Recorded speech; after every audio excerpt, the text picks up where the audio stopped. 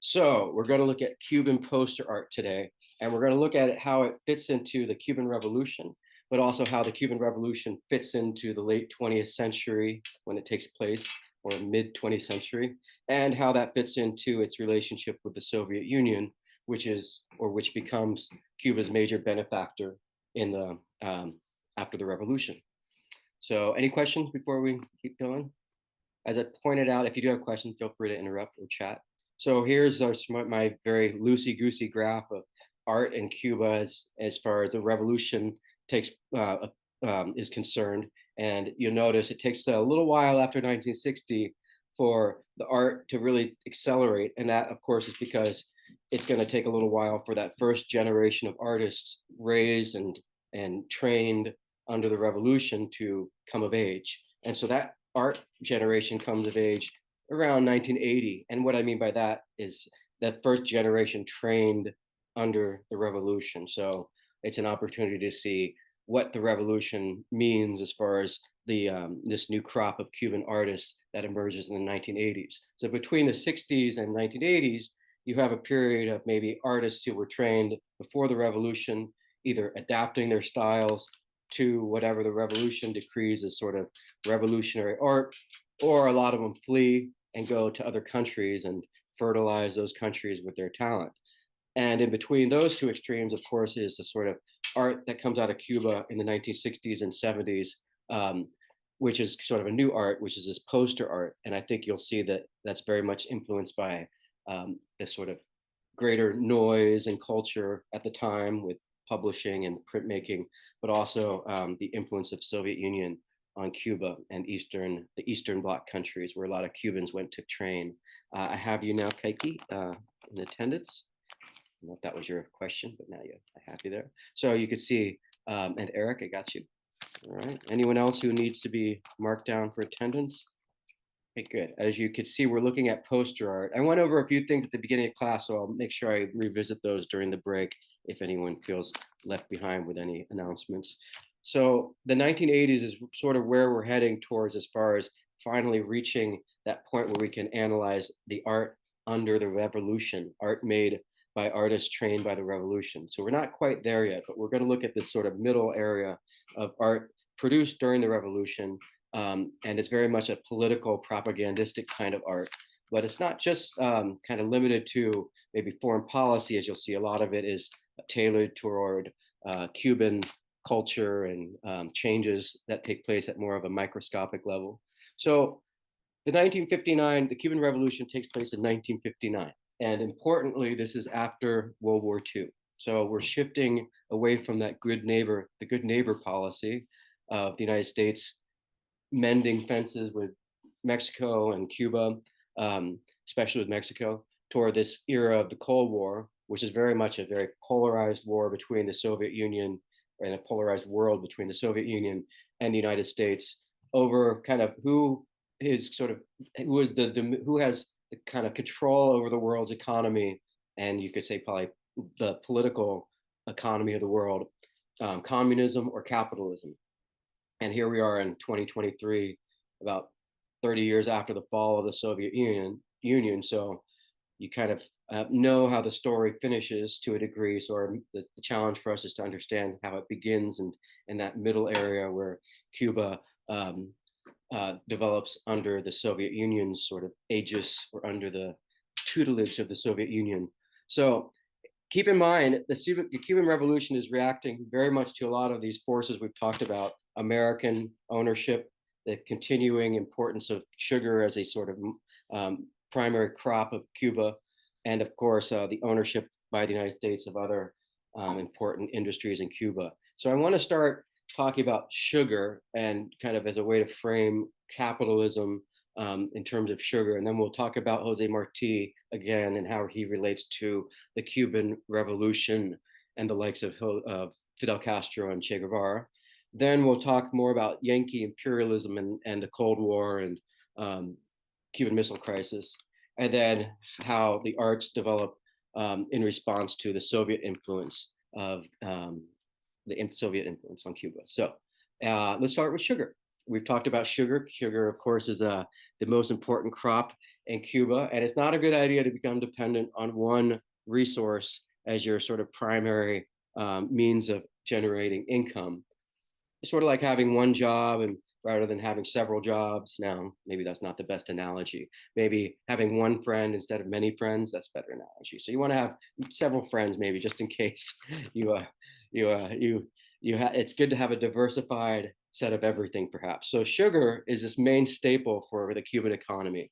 And I want to just point out one of the sort of curious aspects of capitalism, or some of the curious aspects of capitalism, briefly, by looking at how Cuba deals with sugar in the 1920s when the prices reach an all-time high. And what happens whenever you have a crop with prices that go really high, people are going to want to produce more and cash in on those prices being at an all-time high. As you might know, if you're in an economy that's sort of dependent on fluctuation of prices at a global scale, you're gambling to a degree with world prices. And what happens is a lot of sugar producers in Cuba invest more heavily in sugar production because the prices are so high, and they take out loans. And even some of the producers try to withhold some of the production from reaching the market so they can maintain the prices unfairly high. So here's a really wonderful, or not wonderful, a really classic example in capitalism of sort of gambling and trying to beat the system and make as much money as you can. These Cuban producers try to control the prices by not releasing as much sugar into the market. But as a result, other places in the world like Java, Indonesia, start producing sugar and selling it to the world market, thereby undercutting these efforts by the Cuban producers to sort of artificially keep the prices high. Here you can see in the 1920s, this is actually, I think, production, but the prices will more or less match production increases. So if the price goes up, in production will go up as well. But as you can see, or as I just told you, this all backfires because other places in the world are able to produce sugar. So it's a classic example of capitalism, sort of how it is very much like a gambling, and there's factors that are completely out of your hand.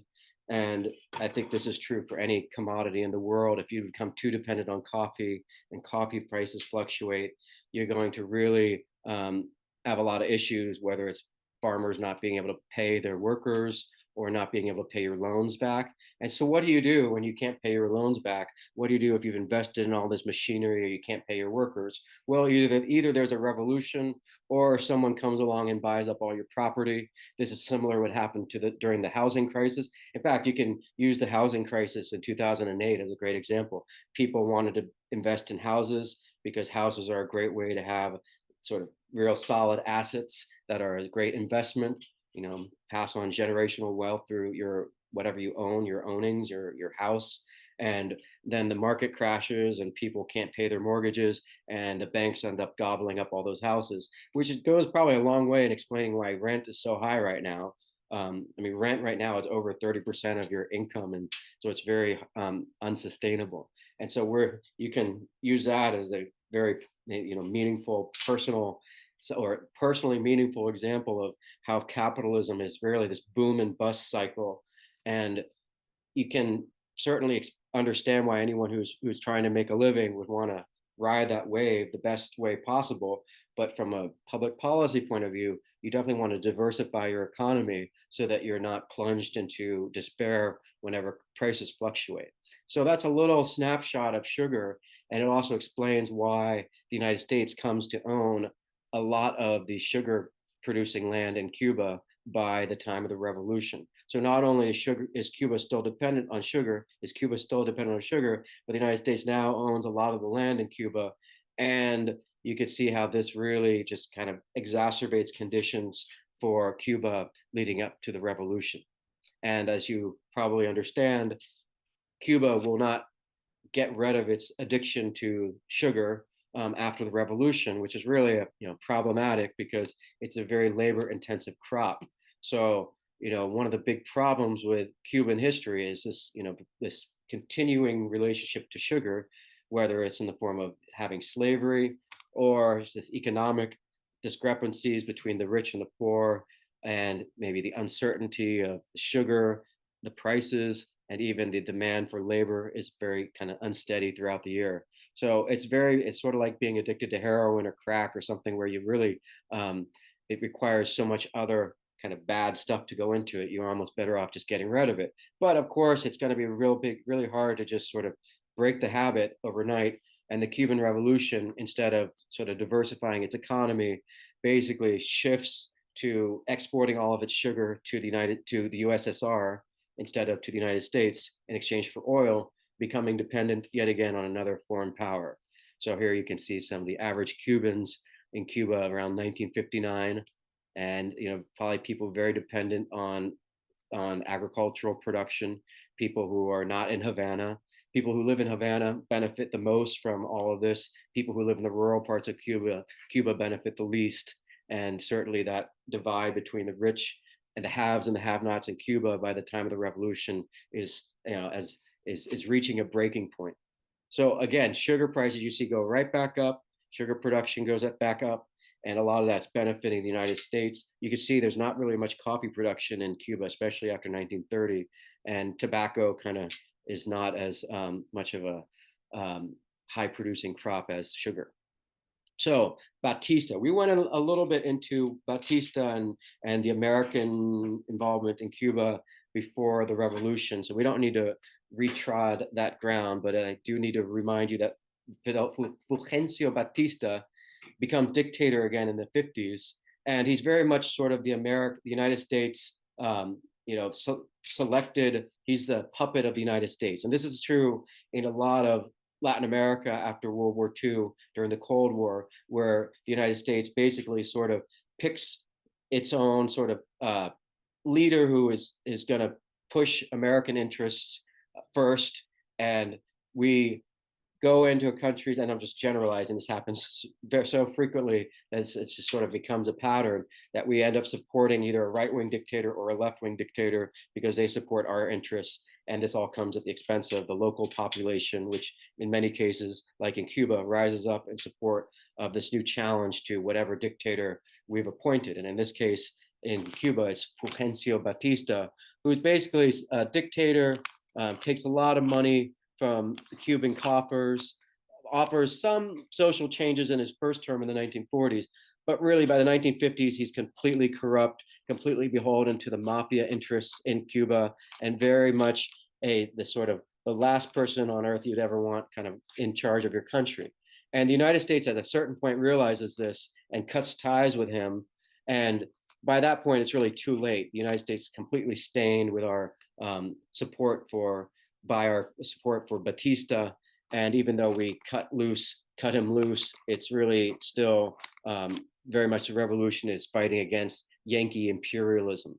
So remember, we're going to shift from the good neighbor policy into the Cold War, which is really a big political paradigm shift from offering sort of a sense of fraternity with our neighbors to sort of having this existential threat of the Soviet Union.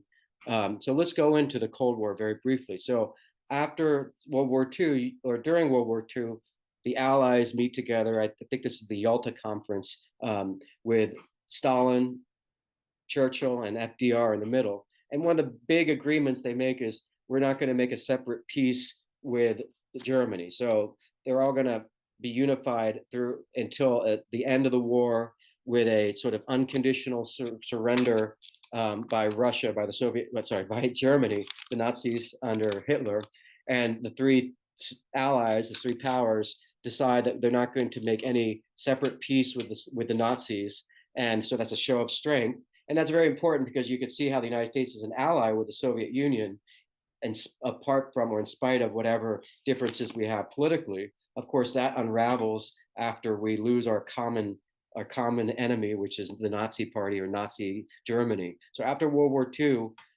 now that Hitler's gone, we suddenly have a whole new world with these two superpowers, United States and USSR, with the British Empire crumbling, really because it just sort of can't handle the sort of scope of its empire anymore. So you really have these two remaining powers, and because of our political opposition, we're like oil and water, the United States and the USSR, it's pretty much inevitable that there's going to be some kind of conflict. because it's just, you can't get any more opposite than capitalism and communism. We'll talk more about the details of what those political beliefs mean, but in a nutshell, capitalism means private ownership and communism means collective ownership of public resources or of private enterprise. And I think you can understand how people like the Rockefellers and the Vanderbilts and any company that owns a lot of money and pays a lot of employees, it's the idea of giving all that up to the state is definitely an existential threat to them. So going back into the politics of the Cold War, here's the British Empire at the probably the beginning of the 1800s, maybe the late 1700s, and it shrinks until about, this is probably all that's left of the British Empire by the early 1900s. And that's really important because the United States leads the way in forcing the European powers to relinquish their colonies after World War II. So this is really almost like showing you the United States substituting, replacing England as the sort of global, naval power, and how these colonies really become independent nations with a few exceptions. And so a lot of the story of the Cold War is the decolonization of Africa, of Asia from the British Empire. And in the wake of that decolonization, the threat of the Soviet Union entering and destabilizing, or the threat of the United States entering and destabilizing, because both of those two superpowers have their own interests in cordoning off sections of the world to support their own sort of political paradigm. So a lot of the world is at the mercy of the sort of whims of these two major economies now that are sort of fighting this existential fight, and really doesn't care so much about the internal politics of any of these countries, so long as they, in the end, show support for either capitalism or communism. And as you can imagine, that's a recipe for just, the worst kind of situation possible. A very toxic world emerges during the Cold War. And I think it's very much, it's like a toxic war that's really all based on kind of this sort of game of political symbolism slash kind of economic control without anyone ever fully declaring war and reaching World War III. So it's more like we have these proxy wars fighting over these decolonized countries after World War II, usually the remains of the British Empire. Now you'll notice Latin America in a moment isn't necessarily the stage for some of the, at least for some of the poster art we're going to see today. And I'll get back to that in a moment. So here's the Soviet Union. And I want to point out this interesting picture. What do you think, whoever made this picture, what do you think they're trying to say with this picture? And I'll just read on the left, it says, if the USSR would be restored, it would have a smaller economy than California. So what do you think that the author of this map is trying to say? I think they're definitely addressing the Cold War and making a point about something here. What do you think the point that they're trying to make here is? My coffee break. Take a look at. So you see there's the whole Soviet Union. And there's the United States. All right, that communism. Yeah, okay, that's a good point, because in a way you could say that communism seems to not make the economy flourish as much. So I think that's absolutely one point to take away here. I don't think that's the primary, and that is related to, I think, the primary point, which is that the Soviet Union's economy was really small. It wasn't the threat that I think, or at least I think this is the point that this author is trying to make with this map, that the United States economy was so big that just the economy of California was the same size as the Soviet Union. So I think in a way, the author of this map is trying to say the United States was never going to lose the Cold War, and even the threat that we made the Soviet Union out to be was much bigger than it actually was. Now, that said, I don't think that really tells you the whole story, because of course you don't need to have an economy bigger than California to produce nuclear weapons. And if you have nuclear weapons and you're willing to aim them at the United States, then it doesn't really matter how big your economy is, just as long as it's big enough to produce those nuclear weapons. And I think that is another key thing to understand about the threat of the Cold War. It's not just a economic threat, it's really this political threat with nuclear weapons aimed at each other and the threat of total annihilation. And that's really the thing that I think, terrified people during the Cold War, the idea that there would be a nuclear Armageddon. And so you have this really horrible period, maybe maybe 40 years, 1960 to maybe 1990, so 30 plus years of people paranoid about the end of the world, and rightly so. Um, People paranoid about communist expansion, maybe capitalist expansion, depending on the country, depending on your point of view. And these are the countries that are susceptible to communism, from a sort of from the point of view of kind of reality rather than wishful thinking. And you might notice that there's no countries in South America on this map, which is not to say that there probably wasn't the possibility of shifting to socialism. But what this map is trying to say is that the countries most susceptible at this time were in Eastern Europe, which are, of course, become Soviet, in Asia, and in Africa. And to a degree, I think you could, of course, as you know from history, there is a lot of Cold War activity in the United States and Soviet Union in South America. But from a success point of view, it's very unlikely that socialism was going to dominate any of the countries of South America the way they threatened to in other parts of the world. So that's what we're going to be looking at today, sort of this sort of game of who can control which countries in all of these decolonized parts of the former British Empire. And so here we enter Che Guevara, because he really is someone who's very international as far as how people perceive him, and how he, I think, is embraced by the world as sort of an international figure of revolution. I'm sure all of you have seen pictures of him. I'm sure all of you have not heard of him, seen T-shirts, mugs. I think he's probably as visibly recognizable as maybe Jesus, Mother Teresa, maybe Michael Jackson. And there's a few people, Coca-Cola. Hi, Jisu. I've admitted you. We got a chat here.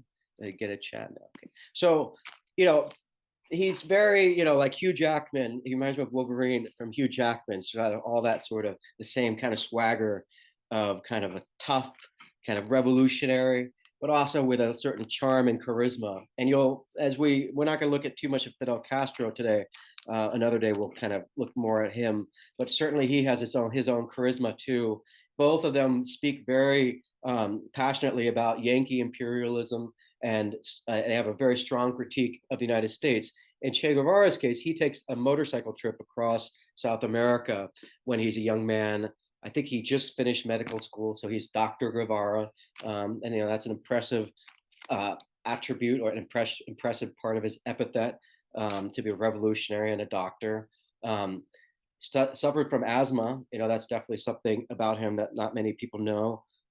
It's got to be really hard back in this day to deal with asthma-related problems. But also, he takes his trip across South America, where he sees a lot of American imperialism in South America causing a lot of damage. Places like let me see if I remember the name, Chuquicamata mine in Chile, where the United States is just taking advantage of low wages and available labor, and the lack of environmental restrictions. And this is true for a lot of American companies today, especially probably up until the 1980s and the end of the Cold War, where companies could take advantage of other countries, because Coca-Cola doesn't have to follow American law if it's in Bolivia, or in the United States law if it's in Bolivia. So it's really up to either the United Nations to police international law, maybe the IMF to police international sort of business, but primarily it's up to either the consumers of the product or the country that hosts the company that's taking advantage of its people. So Che Guevara witnesses a lot of this U.S. imperialism in South America as he's traveling across South America. And really, if you kind of study him, it seems like this really is what turns him into a very sort of revolutionary person. And I don't just mean revolutionary in the sense of like Jose Marti, sort of fighting for independence or revolution, but also a very violent attitude towards revolution, kind of committing to a violent overthrow of America's sort of imperialism, very early on in his life. And I think that's something that definitely continues on into the Cuban Revolution. And I think definitely something that makes him more of a polarizing figure than someone like Jose Marti. And so that's definitely something to consider and remember as we move forward. This the importance of violence and the sort of celebration of violence as a means of knocking the United States out of its imperialistic role in South America during this kind of period of the 1920s, I guess 1930s. That's probably when Che Guevara, probably early 40s, when he's traveling around Latin America. And remember, even though we might be practicing good neighbor policy with Mexico or Cuba, one, it's still serving our own interests, but two, that doesn't mean in South America we don't have companies taking advantages of other companies, of other countries, lax laws or other things, and that continues today. So Che Guevara, you can see his big transformation into revolutionary here. And of course, this imperial era and good neighbor policy, these are the kinds of things he sees on his motorcycle trip in South America. And he eventually reaches Guatemala, where he witnesses the United States supported by the Dulles family, which is one of the brothers of the Dulles. One of the Dulles is in charge of the CIA. The other is in charge of the United Fruit Company. And not surprisingly, the United States under Eisenhower invades Guatemala in order to prevent in order to prevent Guatemala from not even nationalizing, but just selling off unused, uncultivated land to Guatemalan farmers, and for a price based on international prices, or based on the value, the declared value of the land in their tax when they file for taxes. So Jacobo Arbenz offers a totally fair price to the United Fruit Company for its land, and instead of just taking that, the Dulles family, which controls the UFC and is involved in the CIA, they go to Eisenhower and they convince him to send in the United States military to overthrow Jacobo Arbenz. Now, I think it's important to understand that this is the sort of one of the beginning salvos of the Cold War.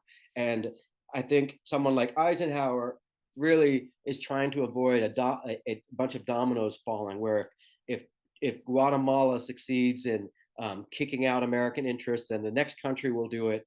And it's not so much that Eisenhower is worried about these individual companies so much as he's worried about a political domino effect that will end up threatening our control of the Panama Canal. Number one, that's definitely the most important, the Panama Canal. And number two, keeping the Soviet Union out of Central America, out of South America, and preventing the kind of situation that happens in Cuba.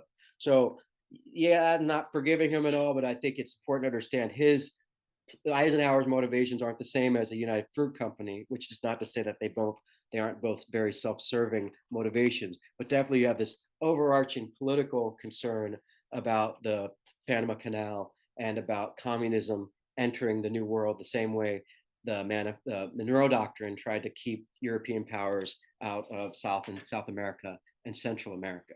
So, not surprisingly, this is sort of bad karma by the United States, and that kind of bad karma always has a sort of, the opposite always appears in the universe whenever the pendulum shifts too far. So this pendulum shifts so far that someone like Che Guevara, I think, is sort of the almost inevitable fruit of this sort of U.S. foreign policy. If we're going to be toppling democratically elected leaders in Guatemala, then you're sort of asking for people like Ernesto Che Guevara to emerge as a sort of response. And so he's actually in Guatemala and witnesses the United States invading Guatemala, ousting the democratically elected leader. Fortunately, he wasn't murdered or anything. He was just, I think, sent into exile. But it really sends a powerful message to the rest of Latin America, basically, that the United States feels very much like we have the right to intervene, and the good neighbor policy is over. And we are now in the Cold War. And this is really important because, as you could see, what we do in Guatemala, ousting the president, really leads to the Cuban Revolution, with Che Guevara witnessing this. And he ends up meeting Fidel Castro, who is recently exiled into Mexico because Fidel Castro leads another invasion or at least tries to. Well, eventually he's playing. Forget what I just said. He leads an attack on one of the military bases in Cuba. It's a failed attack. He's sent to jail. In jail, he writes a book about or writes a lot of writings about his sort of dreams of Cuba independent from Yankee imperialism, and has it says something famous that people often quote him, an oft quoted thing he says, which is, history will absolve me, which is to say that he has this idea that in spite of anything he does, history will kind of absolve him of anything he does. And I think that's a very interesting thing to return to as we talk about the Cuban Revolution, this idea that Fidel Castro operates according to a sense of history rather than maybe a sense of morality or ethics. And that's not to say that he doesn't have a sense of morality and ethics, but rather anyone who's sort of looking at judging themselves in terms of history is definitely, how do I put this? It's sort of like saying to your partner, like, I'm sorry I cheated on you, but history will absolve me. It's like, what? History is not how we judge individual behavior. We judge individual behavior based on whether or not you do the right thing or the wrong thing. So it's very interesting that Fidel Castro is framing his actions, his choices in terms of history. Because if you say, well, history will absolve me, well, you might be saying, well, I'm going to murder these people, but history will absolve me, right? And so that's definitely something. Well, history doesn't just absolve you of everything. So I think we are history, and it's up to us to decide whether or not to absolve him. So here we are in Mexico with Che Guevara and Fidel Castro, a very young, early picture of them meeting in Mexico. Fidel Castro is exiled into Mexico after he's released from prison and says the famous "history will absolve me" speech. He meets Che Guevara in Mexico, and Che Guevara has just gone to Mexico, fleeing Guatemala, where the United States has just toppled the democratically elected Jacobo Arbenz. So really, here's karma. Here's America's karma.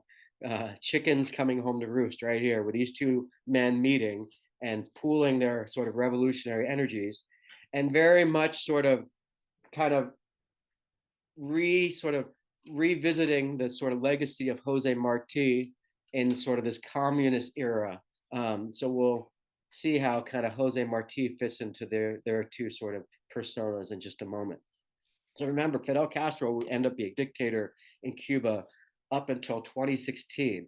So, criticisms of him aside, just the fact that he survived that long in power, that's not, so it's 40 years, so basically 60 years standing up to the United States. And that alone is something that's going to make a lot of people just rally to him, because he's standing up to the United States, which rightly earned a lot of the acrimony of the world because of our behavior during the Cold War. And we'll get more into that today, but just keep in mind there's sort of two Fidel Castros. The one that a lot of people love, that from the sort of historical point of view, from the point of view of him standing up to the United States, but also the Fidel Castro is really sort of maybe the individual who is maybe a tyrant or maybe a narcissist, depending on what you decide. But that's definitely sort of the public figure, the personal figure, the private, and then the individual versus the historical. So we'll see more of that as we move forward. And like I said, it's up to you to sort of decide how you're going to see Fidel Castro, because it's very hard to kind of separate him from history. And yet I don't think you can just judge someone based on history. You have to judge them based on their personal lives and an array of other things. And now on that note also, as far as the personal life of an artist or a political figure, I think it really depends on the person and what they do. So for instance, someone like Woody Allen, who's a film director, that might be a little different than maybe a Bill Cosby, who's a comedian. I think comedy is a lot closer to the personality and the persona of the comedian. So it's hard to separate the person's life and choices they've made in their life from their art form. Now, it's even, I think, a little harder if you've maybe got someone who's a politician, like a Bill Clinton, who famously did a lot of womanizing, and Monica Lewinsky, and maybe and because he's a political figure, you might have to factor that into how you judge them, right? And then once again, with Fidel Castro or Che Guevara, I think again it's up to you to sort of decide, how much their personal life. Fidel Castro was really ruthless to the Cuban people versus being very maybe beneficent to people around the world, then I'd think that you'd have to sort of reconcile those two things, because very much you could say Fidel Castro led the way in ending apartheid in South Africa, as we'll see today. And it's hard to accept that and also dismiss him completely. And yet, I think he's completely a figure with a lot of contradiction and a lot of paradox. It's very much emblematic of the Cold War itself. So it's very hard to kind of fully explain the complexity of the Cold War and how figures like Fidel Castro and Che Guevara fit into it. But we'll do our best. So let's go ahead and keep moving forward. So here's the Moncada base in eastern Cuba, or I can't remember exactly where it is. Not close to Havana, if I remember correctly, but I could be wrong about that. This is where Fidel Castro tries to defeat Batista's forces. He's defeated. Fidel Castro's defeated, goes into exile, meets Che Guevara. So backing up a little bit, during the 10 Years' War, this is a war that took place during this, remember, Spanish, there was a war against Spain for independence that never comes to fruition because Spain defeats the revolutionaries, but they develop a very powerful reputation in Cuba for being these fierce sort of guerrilla warriors, including the Mambises, who are famous sort of freed slaves who joined the independence effort. And even though their independence effort is thwarted, the Spanish government allows them to continue being freed slaves. So they keep their freedom, which is pretty cool. But they develop this very kind of famous reputation for being fierce warriors, fierce guerrilla warriors, the Mambises of Cuba.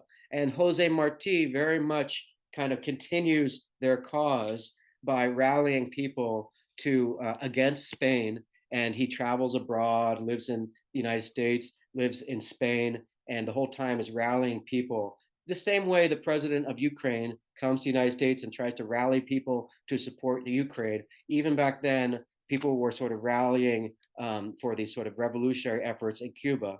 And Jose Marti very much keeps that effort alive and creates he becomes a lawyer and forms a group of sort of exiled Cubans who plan an incursion into Cuba in 1984 to topple the Spanish government. And so very much a sort of foreshadowing of what Fidel and Che Guevara do 50 years later. Of course, Jose Marti dies during the second incursion into Cuba. And this is where the statue of him in New York City at the bottom of Central Park. I'm sure a lot of you have seen it in Central Park. I don't know if you know this, but whenever you see a figure on horseback, the number of legs in the air indicates how the person died. So if you die in battle, the horse has both legs in the air. If you die not in battle, the horse has one hoof in the air. So that always indicates how the person died. If they're mounted, the number of hooves in the air. So Jose Marti died in battle. Bolivar died, I think, a peaceful death, not on the battlefield. And of course, you notice there's two monuments to Latin American Revolution here within basically one square block at the base of Central Park, including this monument to the sinking of the Maine, which is the battleship that was destroyed in the Havana Harbor in 1898. A lot of people attribute this as the catalyst to the Spanish-American War. And maybe it was an accident, maybe it was intentional. Either way, this is definitely the spark that triggers the United States to get involved in the Spanish-American War because it was an American battleship. Now you notice the Teller Amendment in 1898 is very interesting. So here it is. It says, the United States hereby disclaims any disposition of intention to exercise sovereignty, jurisdiction, or control over Cuba, except for pacification thereof, and asserts its determination, when that is accomplished, to leave the government and control of the island to its inhabitants. So this was added to the legislation declaring war against Spain, and this was added in order to get enough votes for the declaration of war to pass Congress. And as you probably know, this is a total bunch of BS. This is sort of window dressing added to make maybe one of the senators or Congress people feel better about talking to their constituents about why they voted for the war. But as you know, none of this really is true. Though the United States does eventually leave the island, we don't really give it full sovereignty. We keep our military base in Guantanamo. So this is very much the sort of this is the kind of language and the kind of duplicity that generates or drives people like Fidel Castro and Che Guevara to take this very anti-American Yankee imperialist stance that is what drives them to be so hateful and vengeful against the United States, even after defeating Batista. So we see this sort of continuation of these guerrilla soldier from the War of Independence, and very much I think they're trying to kind of um, publicize themselves as sort of Jose Marti, Mambise like figures heroically struggling against the colonizing power. In this case, the United States. In the previous generation, it was Spain. So now the United States is a sort of foreign power dominating Cuba. And here you can see Fidel Castro and his cohorts who have entered Cuba by boat.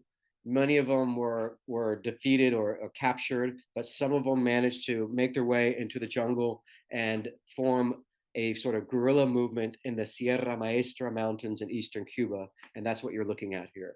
So very much a sort of new version of sort of guerrilla movement now in the mid 20th century, and now fighting against the United States instead of Spain, and very much sort of kind of in the same vein as Jose Marti, but of course we have to acknowledge that there's a big difference, which is now we're in an environment of communism versus capitalism, and that very much dictates sort of how this plays out and why it plays out differently than the time of Jose Marti.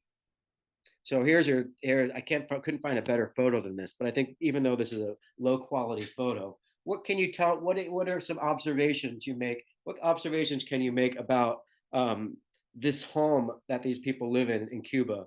Just knowing what you know now about hurricane season and living in Florida, what do you think this home is made out of?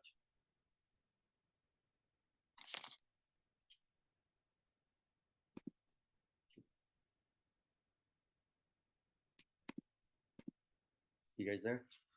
Making sure there's those people there. Yes, Maggie. It looks like it was just made out of Sorry. palm fronds and some kind of wood. Yeah, I think palm frond by the roof, right? Maybe sugarcane was somehow used for some of the maybe the poles or whatnot. But yeah, if there's a hurricane, it will not stand. That's what Juliet says. Yeah, and where do you go? We might go to the what maybe the parking garage or the stadium. And I think at this time, probably unless the local elites welcome you into their estate, there's really nowhere to go if there's a hurricane. And that's just really, gosh, yeah, very patchwork. Yeah, it's all gonna blow away like the big bad wolf. I'll huff and I'll puff and I'll blow away your house. And I'm sure that's exactly what happened when hurricane season rolled around. So, as when we criticize Fidel and Che Guevara, and rightly so, or rightly criticize maybe some elements of the Cuban Revolution, it's important to also remember from the perspective of this family, the idea of having electricity and running water and maybe a house made of solid wood or solid material is definitely a benefit from what they had before. So keep in mind, it's sort of definitely a matter of perspective.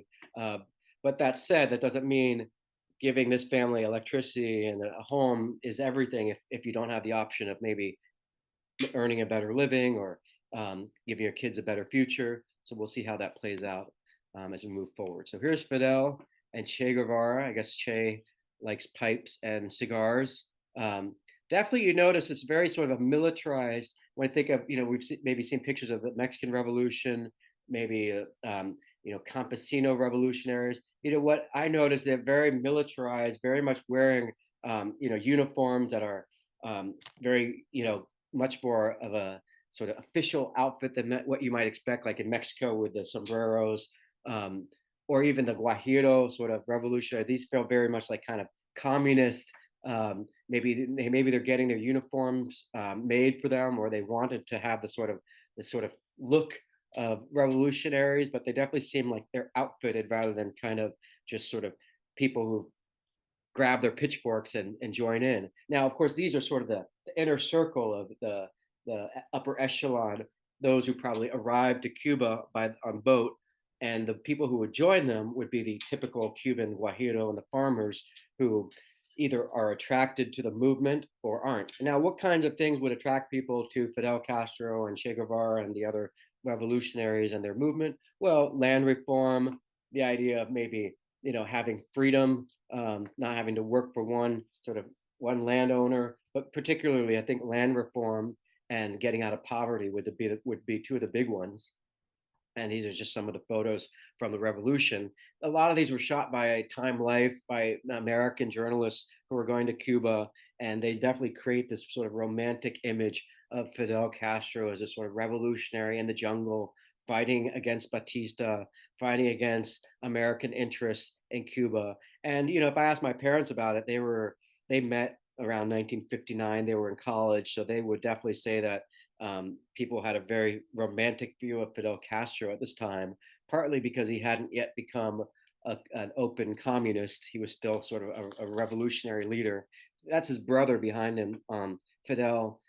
Behind Fidel on his right or on our left is Raul Castro, and you can see them all sitting in hammocks, which, as you remember, is a Taino word. So it's definitely almost a throwback to the Taino resistance to the Spanish conquerors there. But I think what's really notable for me about these pictures is how just kind of militarized and masculine, and nothing necessarily wrong with masculinity, but you definitely have to think about how that might play out. And certainly in the 20th century, that's very different than, say, the 1700s.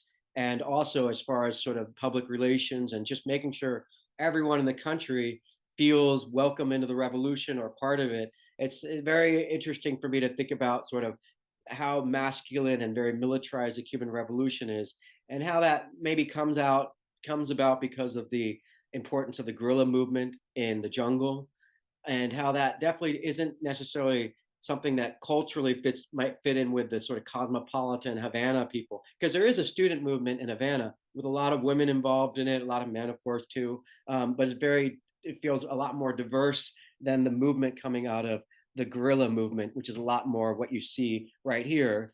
And so it's sort of like a rural movement from the countryside rather than a sort of elite student movement from the city. And those two different groups have to sort of find some common ground. And as you might expect, they don't.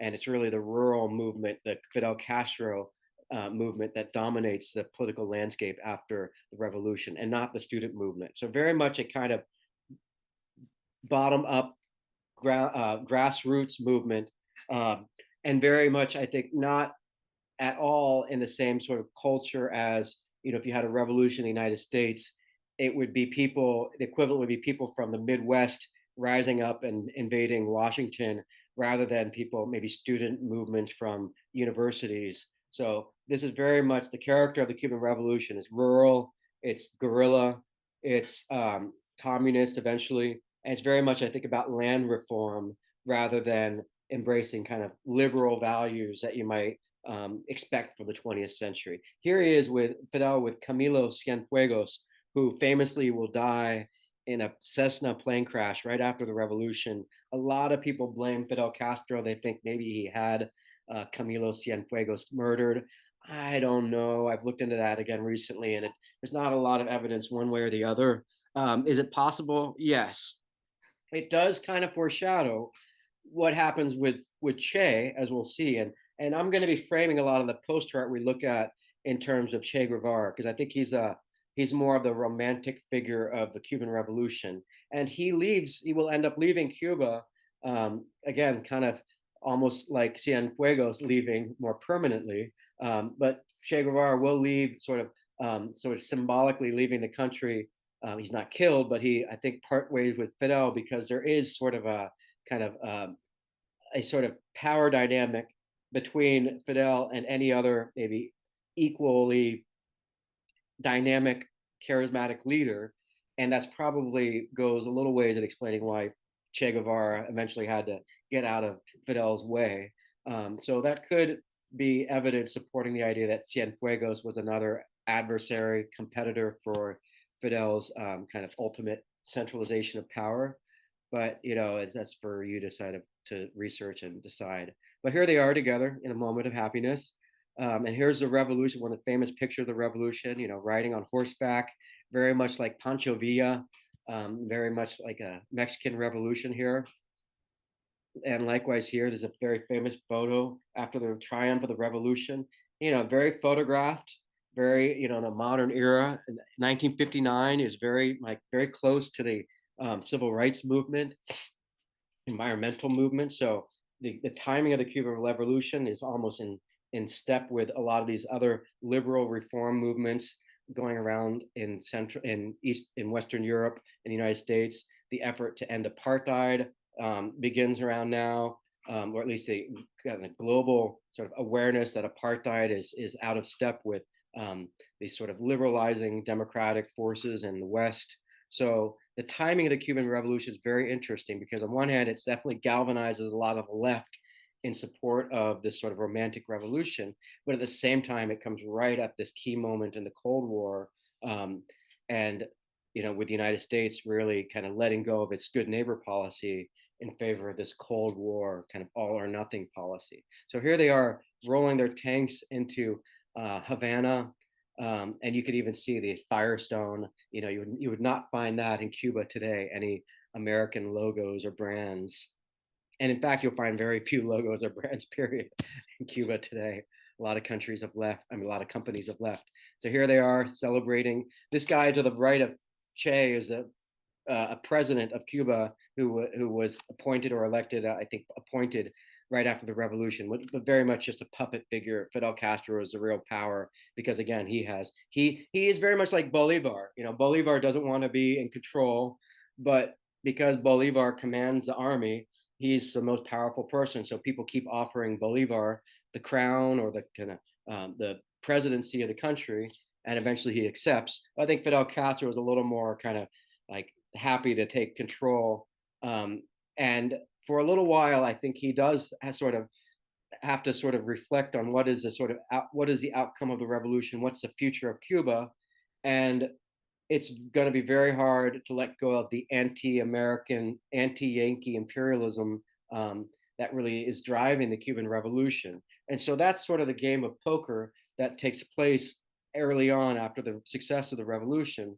Sort of how does the Cuban Revolution maintain sovereignty in the face of the fact that the United States still owns most of the land in Cuba? So even though the United States steps aside and allows the Cuban and basically hangs Batista out to dry, Fidel Castro and Che Guevara both conquer or defeat all of Batista's troops. Che Guevara is a very famous leader of the effort to defeat Batista in Santa Clara, which divides Cuba in half. And then after that, they march into Havana and defeat Batista. Well, by then, the United States has already kind of cut ties with Batista, but we still own most of the land in Cuba.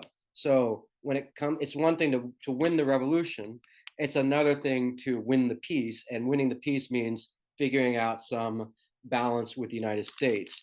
And well, what will that balance mean? Well, it means either like in Guatemala, Fidel Castro can offer the United States and Coca-Cola a fair price for its land, for the sugar land in Cuba, or Fidel Castro and Che Guevara can say, oh, it's okay that Coca-Cola keeps owning land in Cuba.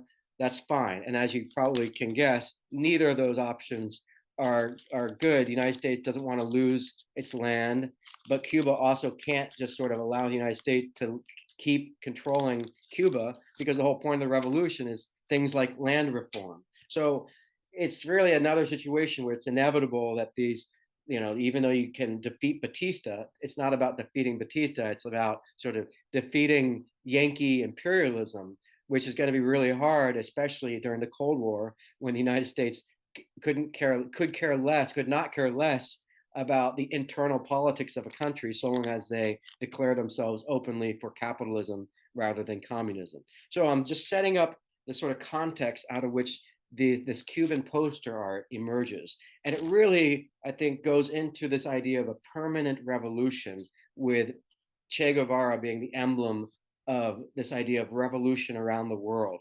And his idea, Che Guevara's sort of his philosophy is this idea of the new man. And this comes very much out of the Cuban Revolution and him pondering sort of the idea of how do you make a better civilization, a communist civilization. And this is where I think you can really start thinking about what it means to be communist versus capitalist, not just in terms of the idea, and we'll take a break in about 5 minutes. So don't let me keep talking for too much longer. The idea of not just sort of public ownership versus private ownership, but I think also human nature, right? I think it's really important to try to understand capitalism or communism in terms of human nature. So, what are some things about human nature that are important to think about, right? So, when you think about it's like someone's character, right? It's one thing for someone to say, "Oh, look, I cleaned up the environment, I marched in this protest, and here's a picture of me on Instagram doing that," right? It's one thing to do things that are virtuous and to share them with everyone else, right? It's another thing to do all those things without telling anyone, right? To protest, to be good for the environment, and to do it all silently, quietly, and not let anyone know. And I point out the difference between those two because that goes to the idea of human nature, right?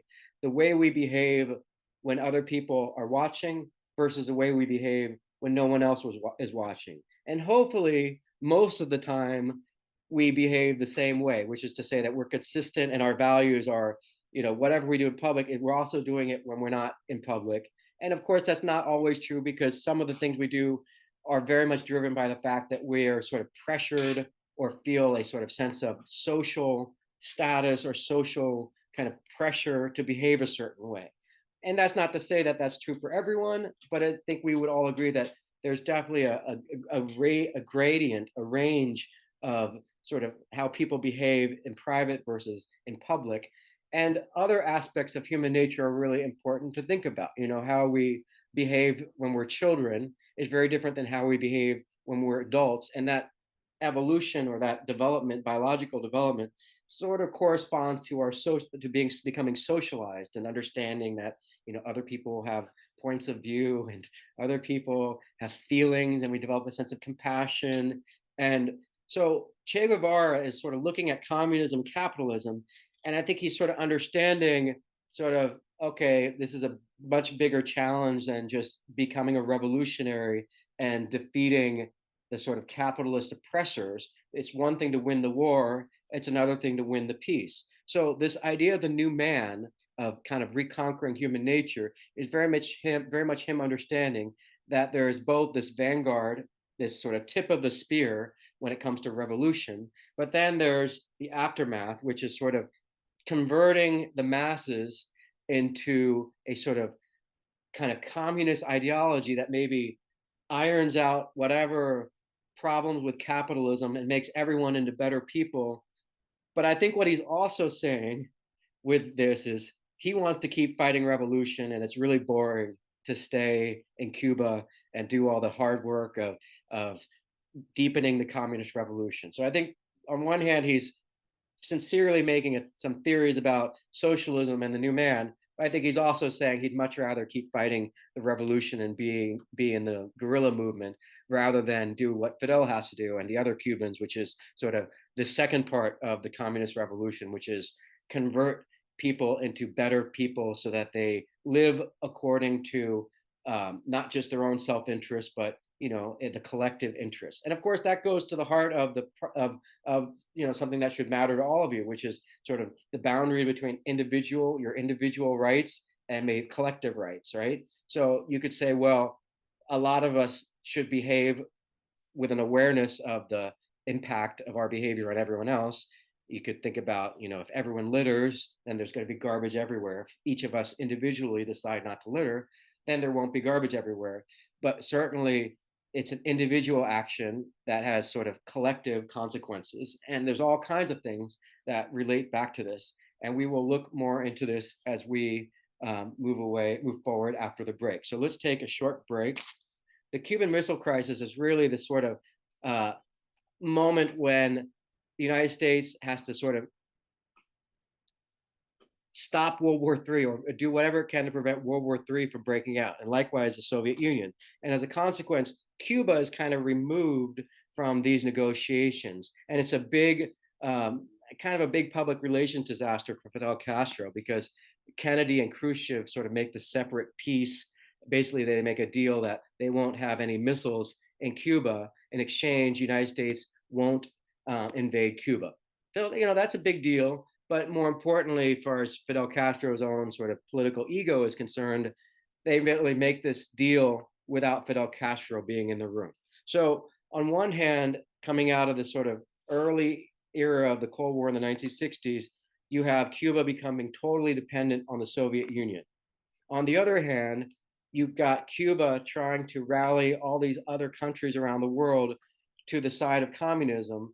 And it sort of is a sort of loose cannon um, that definitely becomes a pain in the butt for the Soviet Union, especially Che Guevara.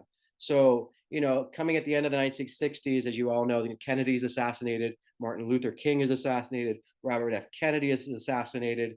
And I don't think you can deny that a lot of this might have happened because of the Cuban Missile Crisis, the CIA, and all of this sort of Cold War and the sort of military industrial complex, all these forces that want to kind of militarize the world um, in the name of this Cold War versus, maybe just the reality of decolonized countries just wanting to create political sovereignty for themselves. So the Cold War, in a lot of ways, kind of exacerbates the tensions that already exist in parts of the world, like in South America, Africa, and Asia. And I think, except for the fact that Cuba becomes kind of very much this sort of this loose cannon on the world stage, the Cold War might have ended a lot sooner. But I think people like Fidel Castro and especially Che Guevara, I think they give these Cold Warriors, these military industrial masters of war in the United States, they give them a reason to say, hey, look, if we don't fight the Cold War, then the rest of the world will become like Cuba. Keep that in mind in a moment when we get back to poster art. Briefly, I want to point out what goes on in the Soviet Union between the sort of era of the early Soviet Union and then what happened, because this will very much dictate what Cuban art will look like in Cuba, because the Soviet Union is the sort of new colonial power kind of dominating the economy of Cuba.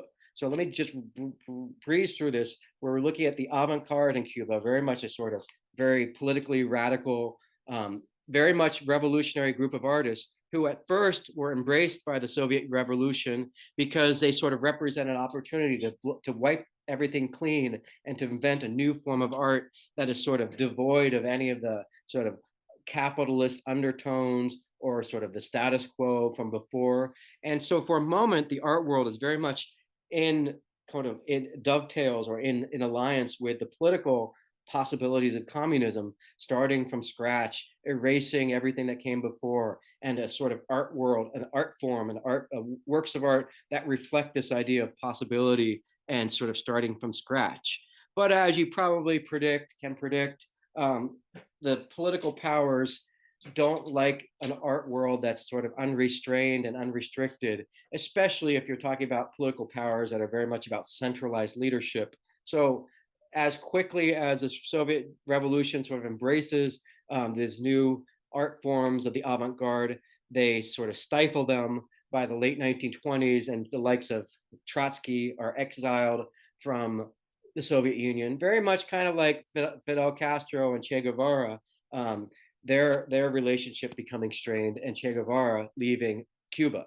So what happens in the Soviet Union is socialist realism replaces the avant-garde, replaces any abstract or experimental art.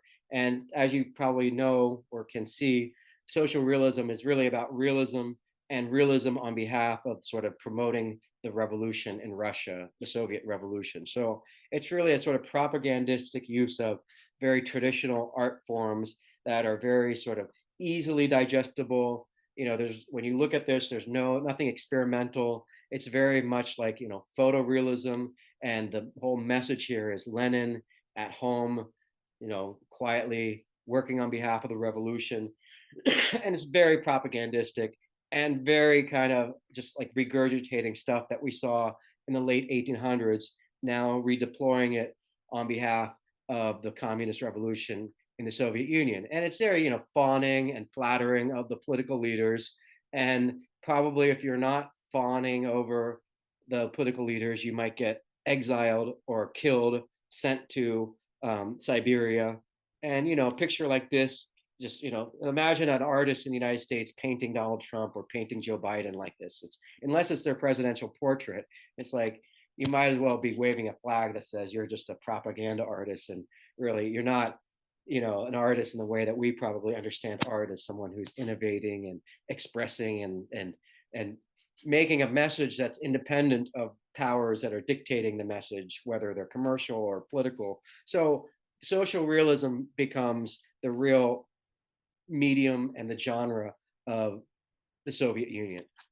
And so you might expect, oh, gee, Professor Nixon, that means that Cuba is going to become social realist because, of course, if Cuba's under the thumb of the Soviet Union, you would expect that the Soviet influence would mean Cuban art becomes social realist. But timing is everything, and so even though social realism is the real genre of the Soviet Union, as you can see here, these are probably resistance fighters fighting against the Tsar. Um, and here, very Norman Rockwell-like moments celebrating the average the average Soviet home and workers, people, home life. This kind of art very much disappears by the early 1950s because the Soviet Union thaws under a new president, which is Khrushchev, or a premier Khrushchev, and he allows for more non-realist, non-socialist, non-social realist art. So as you might notice, this time of Khrushchev, 1953 to 1964, is really the time when the Cuban Revolution takes place. And as a result, the Cuban Revolution is born at a time when the Soviet Union is much more open to new styles of art, which brings us to the Cuban poster art, which will not look like Soviet art in the social realist sense, but will very much sort of be this its own thing, though it does have some traces of influence from Soviet and Eastern European countries. So here's the Soviet embassy in Havana, very much almost like this sort of tower overlooking the city. You notice it says so over 25% of Cuban gross national product came from the Soviet Union. So as you could see, now this United States has really been replaced by the Soviet Union. And at the spear of this sort of cultural effort to galvanize, crystallize a sense of Cuban sort of propaganda or Cuban revolutionary identity, but also to export revolution to other countries, is the Cuban poster art, which you can see here now. And you'll recognize some of the pictures, maybe this from what we saw a moment ago, but it's really these sort of Communist Party created organizations hiring Cuban talent to export revolution around the world using this poster art. And Che Guevara will very much be the most important motif that we see in this Cuban poster art. So you notice it's very colorful, it's very graphic, and it's very different than maybe the social realism that we saw a moment ago. So here's an actual decree by the government that says, for instance, the first law is that film is an art, that cinema is an art. So it understands, the Cuban Revolution understands the value of photography and film as a sort of new media that can support the revolution. And so very rapidly, understands the importance of that second phase of revolution, as Che Guevara described, which is deepening the communism, making the new man, and sort of changing human nature. We'll talk more about human nature another day, but let's move on into the Cuban poster art. So you could see some of these Cuban artists went to the Eastern Bloc, eastern part of the Soviet, Eastern Europe, under the Soviet Union, and were trained by artists in Eastern Europe and in Poland. And you'll see some of their influence on these early posters, which I think you could see here. These are some examples by Tomasz Uskis, the Polish artist. And, the 1970s and 60s were definitely a time of innovation and exploration with graphic design. And I'm just showing you some of the background noise from some of the book covers and other art from this time. Very, colorful, very much sort of in love with this sort of modern possibilities, typography, colors, and definitely kind of international, in its scope, and sort of, definitely part of globalization, the globalization of culture to a degree, but definitely sort of a sort of graphic style that's very specific to the 60s and 70s. And film posters very much lead the way in sort of in defining and crystallizing this style. And so here are some examples of Cuban poster art. And I think, well, what would you say? Very colorful, right? Very simplified. So if you have posters that you're thinking about, some of the takeaways from the Cuban poster art is simplicity, color, bright kind of poppy colors, and graphic, very graphic in its focus as far as, graphic design, almost Andy Warhol like, use of silkscreen, but obviously not used to sort of promote celebrities or promote, Elvis or Marilyn Monroe. Um, in this case, we're really seeing sort of political kind of silk screens. And it's very different than this kind of stuff, which is your typical kind of what you would expect a government to create as far as propaganda.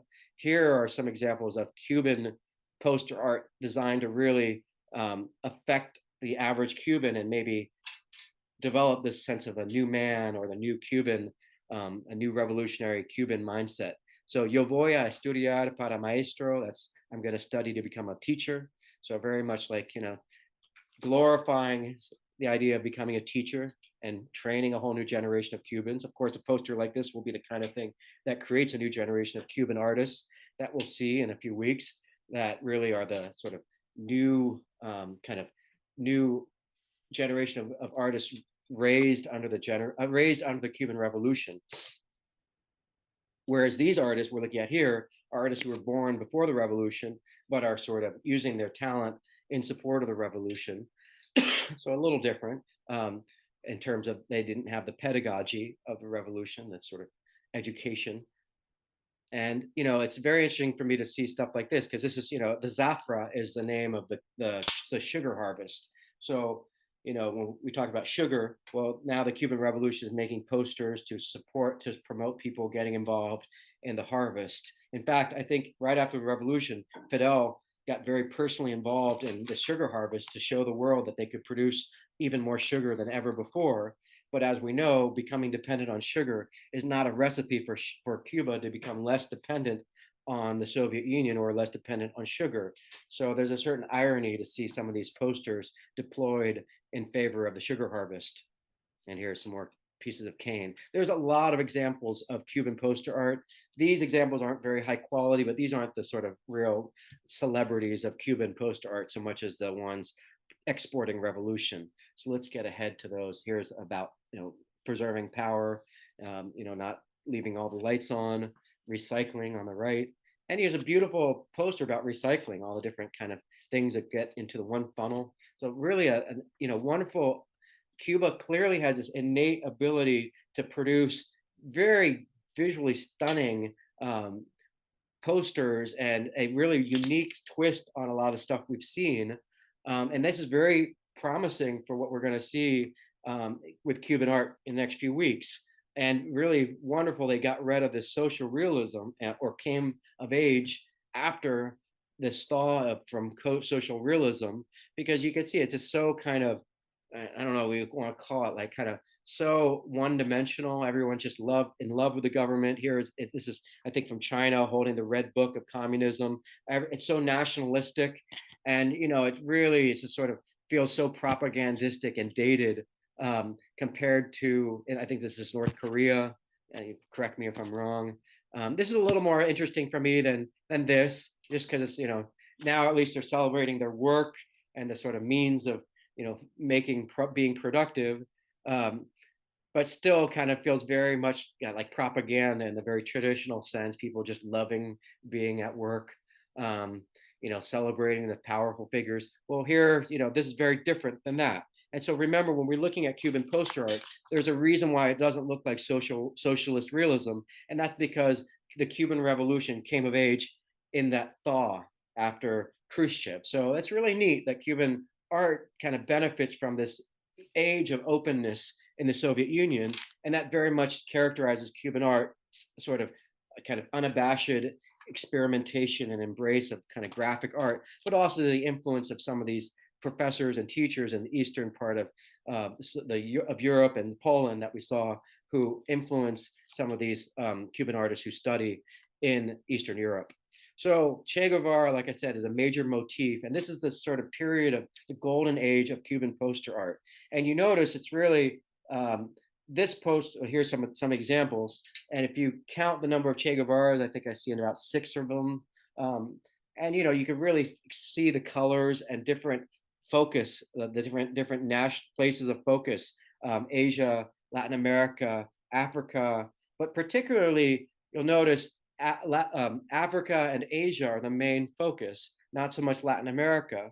And that really goes back to the fact that that's really where the countries that were most susceptible to communism were located. So Cuba takes a real interest in Africa, partly because of Cuba's African heritage and sort of wanting to kind of understanding that there's a natural affinity to Africa because of Cuba's made a very large African population. And in fact, most of the kind of revolutionaries that Cuba sends to fight the wars against South Africa and against apartheid and in support of Angola are Afro-Cuban soldiers who can blend in seamlessly with the revolutionaries in their own country. And so Cuba plays a very interesting role in Asia and in Africa fighting this war. And here's a letter by Che Guevara, where he basically writes a letter to Fidel saying he's retiring or he's leaving Cuba. So you could read some subtext into this. Maybe behind the scenes, Fidel and Che were at odds, and maybe Che was just too big of a figure to be in Cuba. Maybe Cuba was too small to have both of them. But I think more likely what's going on is, like I said, Che really preferred to keep fighting the revolution. And he was such a famous international celebrity, however, that he probably really had very limited options, because what else could he do without maybe the United States or any of its, maybe the CIA or other Cuban exiles kind of pursuing him, hunting him down, and getting paybacks for a lot of things he did during the Cuban Revolution, including killing a lot of the political opponents. So that's one of the big strikes against Che Guevara, is he had firing squads and a lot of the political opponents killed during in the aftermath of the revolution. And again, he embraced violence as a means of standing up to the United States. And that definitely, if you live by the sword, you die by the sword. And so this letter to Fidel Castro in 1965 is very much Che Guevara saying, I'm going to keep fighting the revolution, but not in Cuba. I'm going to go to Africa and Asia, and of course to Latin America, to fight the revolution. So Che leaves Cuba, and he goes to Africa, and he's told by President Nasser in Egypt that bad idea, don't do this. But I think Che Guevara really believes in revolution. Here you can see this poster really is kind of catering to how Cuba perceives the places where communism has a chance of infiltrating. And of course, we're talking about Asia, Africa, and the Middle East mainly, not Latin America so much. Although, as we'll see, Che Guevara does in fact go to Bolivia.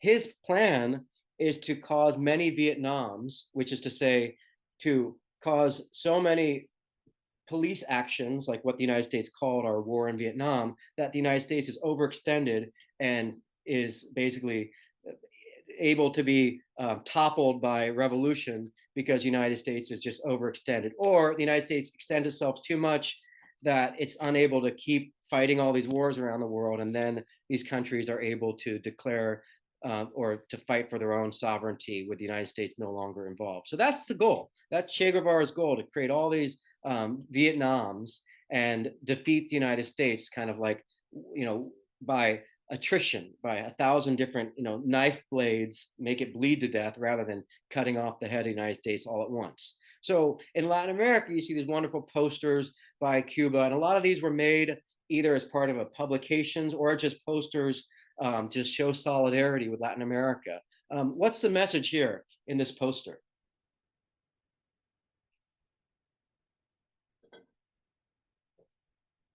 What's the main political message here?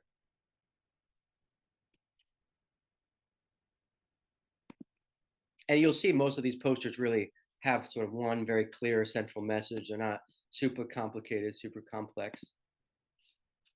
Anyone? What do we see?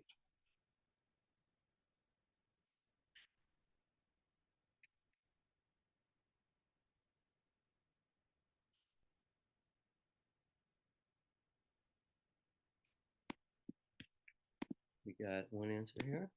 Let's see.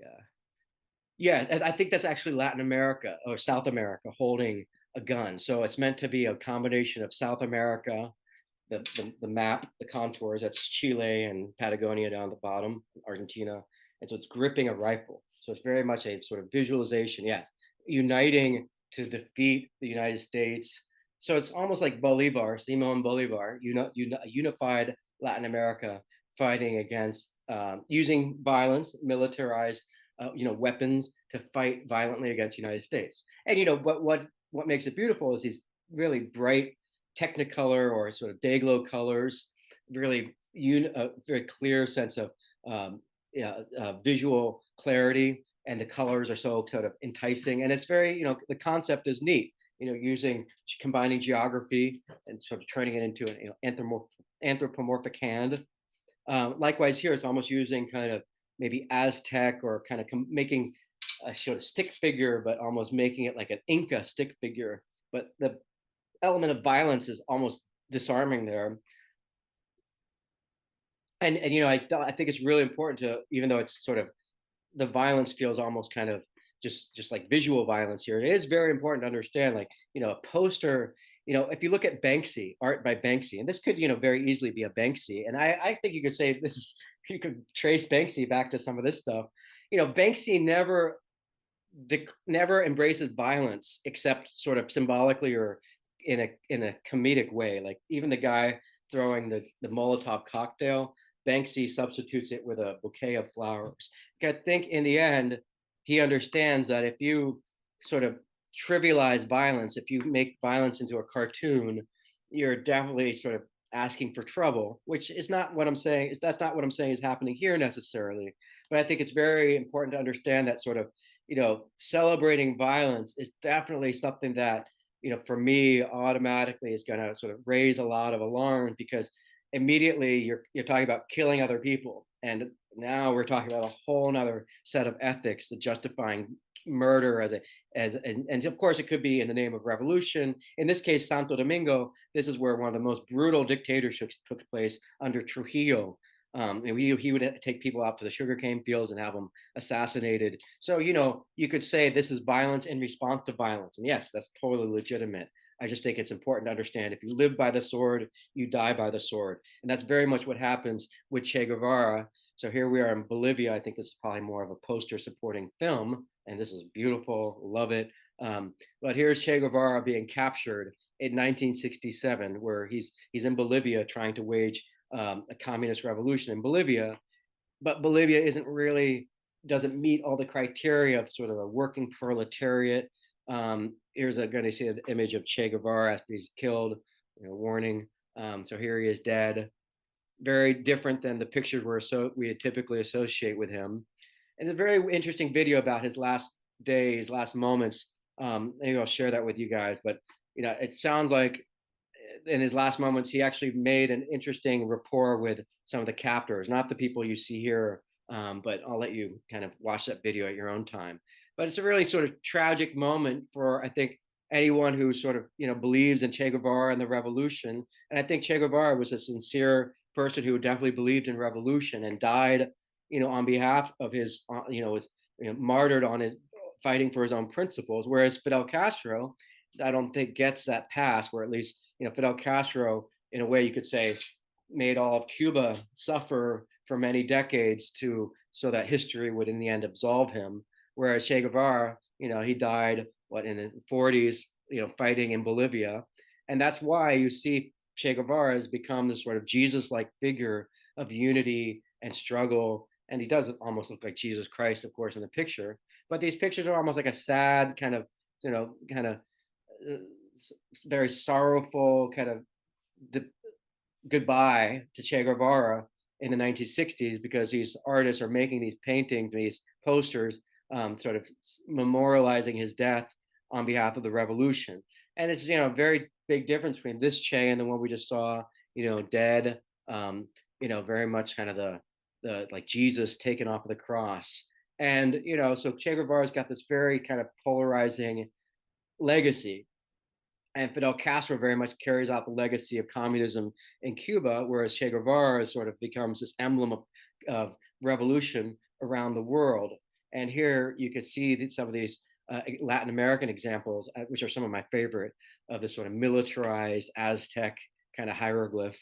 In this case, probably more Maya hieroglyph. But this is all during the Cold War, which continues into the 1970s and 80s, in Guatemala included, where there's a civil war that lasts for decades. And very much a lot of immigration problems comes from the social upheaval in Central America during the Cold War, which means a lot of these countries didn't develop the kind of tax base and social services.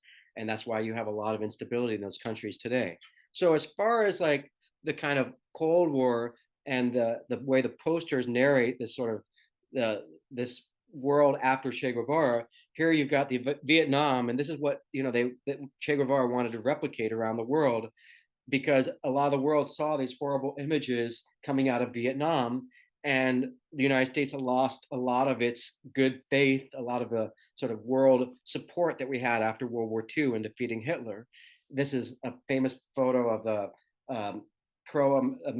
of a Vietnam soldier on the American side shooting a communist revolutionary point blank, on and it was photographed. This is another very famous photograph from the Vietnam War, which really, devastated public opinion about the Vietnam War. Here's a young lady as an adult, so she survived and she, lived a long, happy life. So that's a happy ending. But what about this picture is so devastating to what does this picture say about maybe American soldiers? And I'm not sure if those are necessarily even American troops behind them, but it looks like American troops don't care about this suffering of the young people in the foreground, right? And so this causes a lot of outrage about the Vietnam War. The average American sees these photographs, which are very hard to look at, and yet they're very important as a sort of journalistic sort of lesson and story about war and the way war is impacting the average Vietnamese person. And as far as the Cold War, this very much kind of aggravates things with the United States, and um, and definitely sort of worsens our relationship, our public relations sort of relationship with the rest of the world, what's going on in Vietnam, especially when we're kind of throwing our helicopters overboard. And these images definitely don't help the United States in the Cold War look like it's winning the Cold War. And so Cuba definitely seizes on this sort of propaganda moment and put photos like this is the fall of Saigon. And a lot of people alluded to this during the fall of Afghanistan, or the return of the Taliban to Afghanistan. I don't know if you remember what Joe Biden said. There won't be a repeat of American helicopters taking Americans out of Afghanistan. And then, sure enough, like a week later, we saw a helicopter land on the embassy in Afghanistan.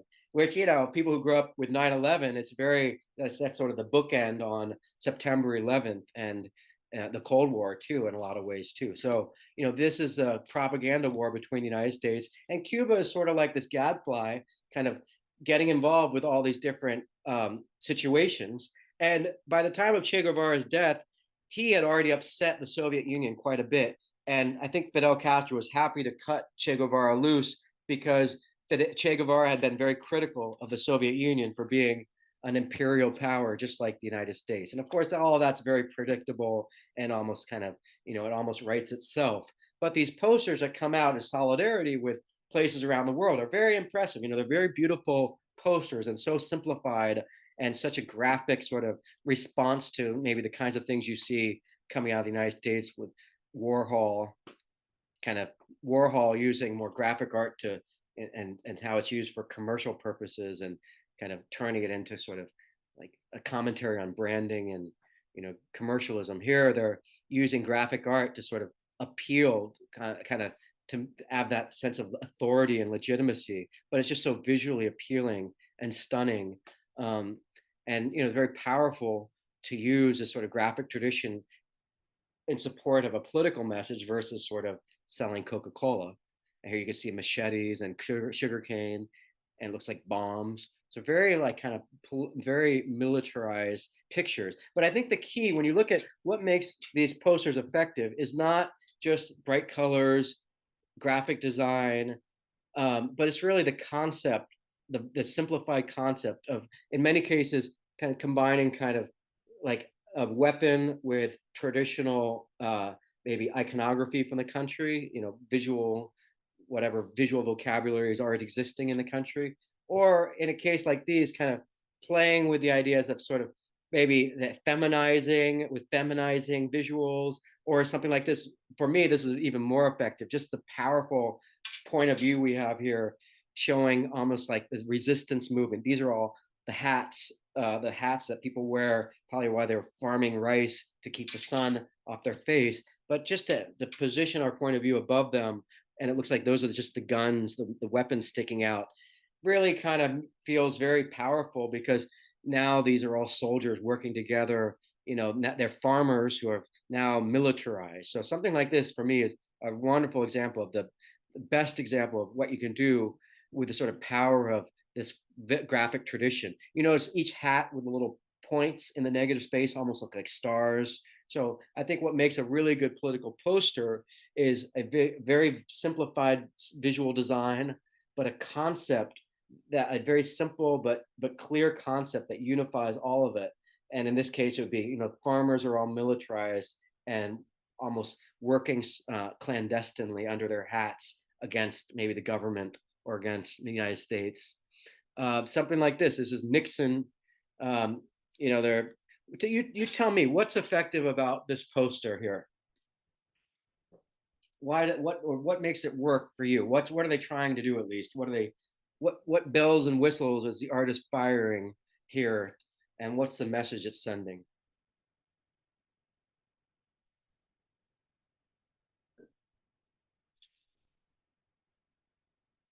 Are the colors flattering for the subject? Do the colors make the subject feel heroic, or are the colors meant to make the subject look more like a monster?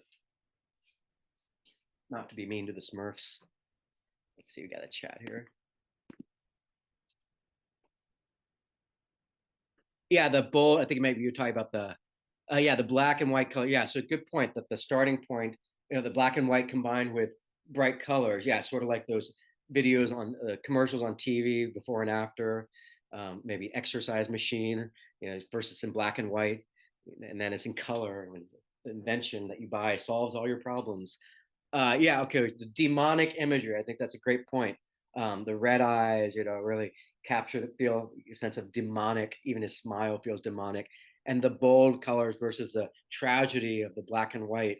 What else? There's more. There's more bells and whistles that are operating here. The red eyes, the black and white juxtaposed with the bold colors. What else? The photograph of the corpses. Yeah, it's very like journalism combined with sort of a whole nother. So yeah, you could consider, and when you guys are designing your poster art, you might not think, oh, I'll combine a photograph with sort of graphic design, but you can see doing that achieves quite an unexpected result. Yeah, the photographic evidence, the contrast between sort of the photographic evidence of journalism versus sort of the very shallow graphic quality of the poster. I agree. That's really powerful. And of course, it almost looked like brains. When you cut open the head, the brains almost have that kind of texture. So they're cleverly putting those bodies on his head. And of course, cutting off his head and revealing what's inside almost shows you that he's thinking, that's what he's thinking, like killing people, gleefully killing people, or that's sort of on his mind. But I think you've got all the most important visual sort of points here. And who are we looking at? Anyone know who we're actually looking at here? Who is this person? Anyone? I got a lot of grief about this guy when I was growing up, because I have the same last name, Audrey. If you had grown up a little earlier, you would have gotten a lot of grief about having the same last name. It would be like having a name like Trump today. If you have Trump's last name, a lot of people would be like, oh, a lot of people give you a lot of grief. Well, when I was growing up, everyone remembered Nixon. and everyone asked me, and a lot of people were very politically animated about Richard Nixon. Oh yeah, so and did you ever get any grief, Audrey, from people about Nixon? Like people like, oh, are you related to him, kind of thing? Because certainly, if you have a last name like Reagan in the 1980s, a lot of people didn't like Reagan. Same with Trump, same with Nixon, very politically sort of.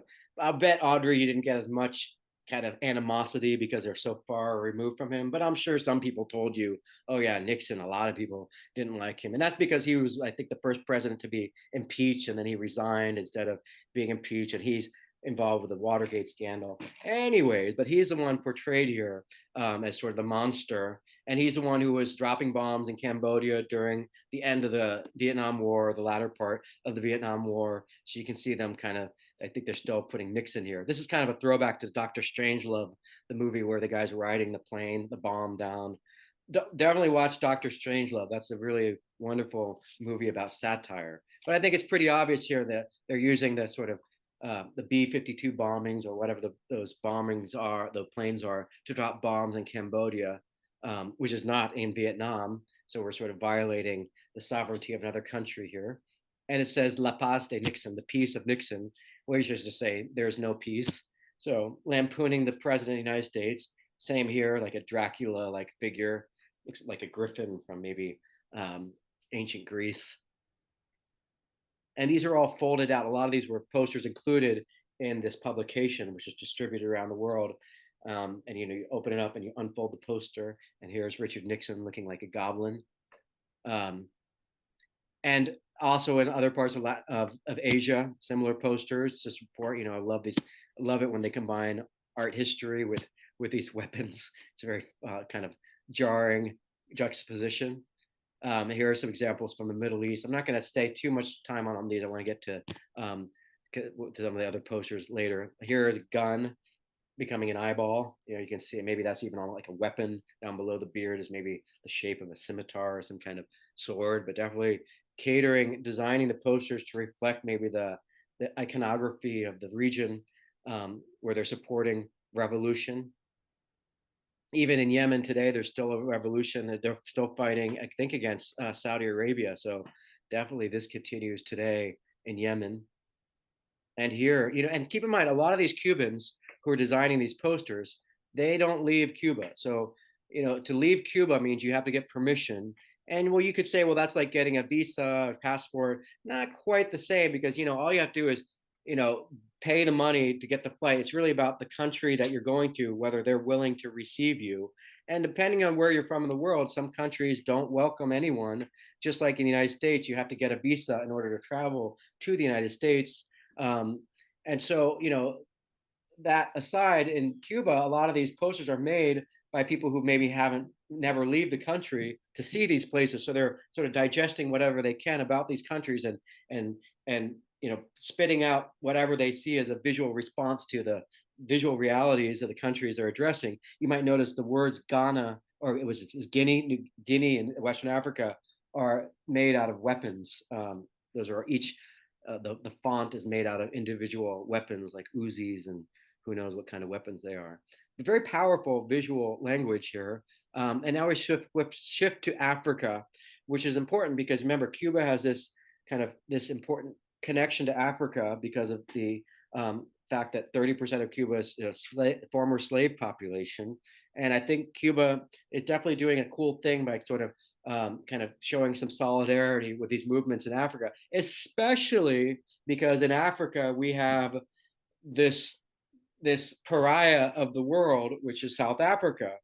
And remember, the United States desegregates in the early 60s. So by the late 1960s and 70s, it's really South Africa and maybe one or two other countries in Africa that are still preserving this apartheid-like system, segregation-like system of separate, quote, separate but equal. As we know, that's not equal. And so in South Africa, you really have the continuation of apartheid into the 70s and 80s.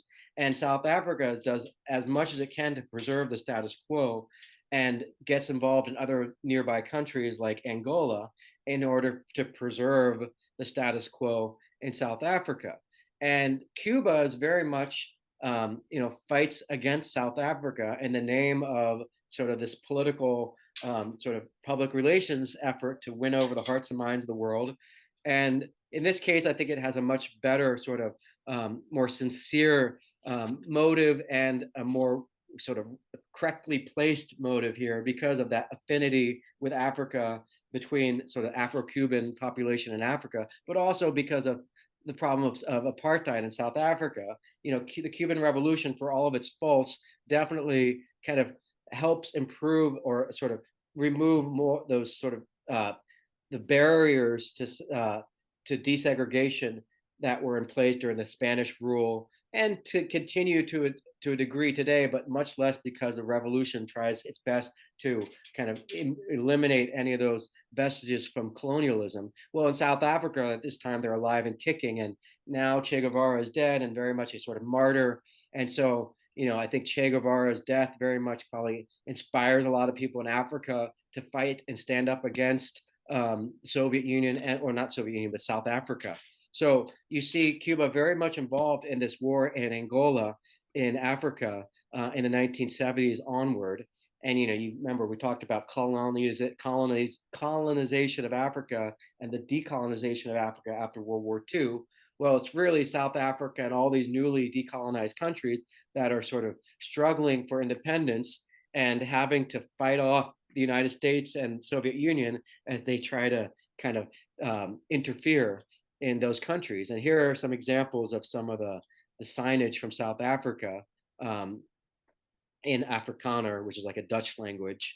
And the whole world in my generation, I was born in the 70s, late 70s, and all of my generation was very much outraged about apartheid.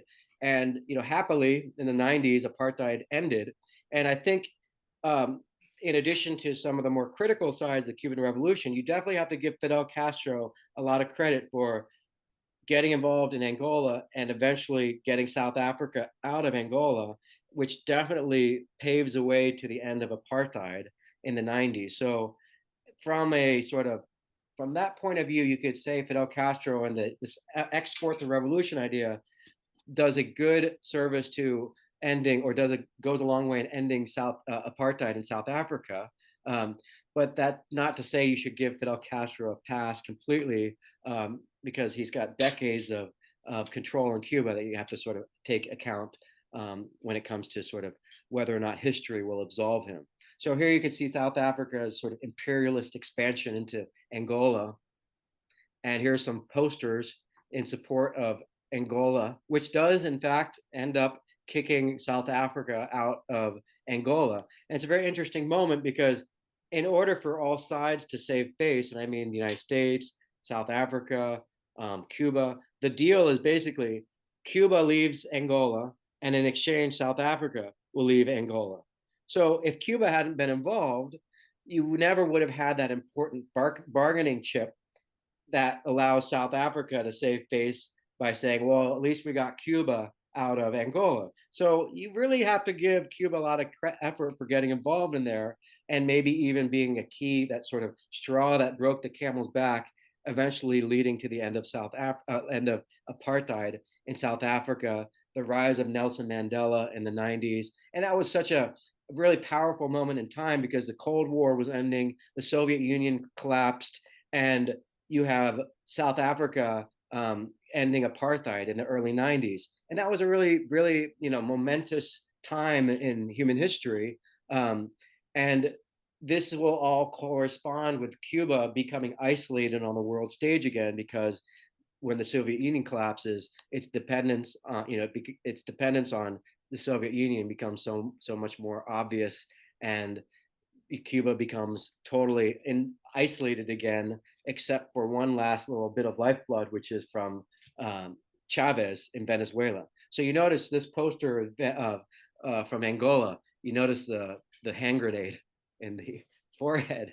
So very interesting, this motif of adding violence to these posters, but combining it with sort of what I see here looks like an African carving, maybe mahogany statue that you might find in art history, but treated with this sort of pop culture colors that you might find in Andy Warhol and silk screening.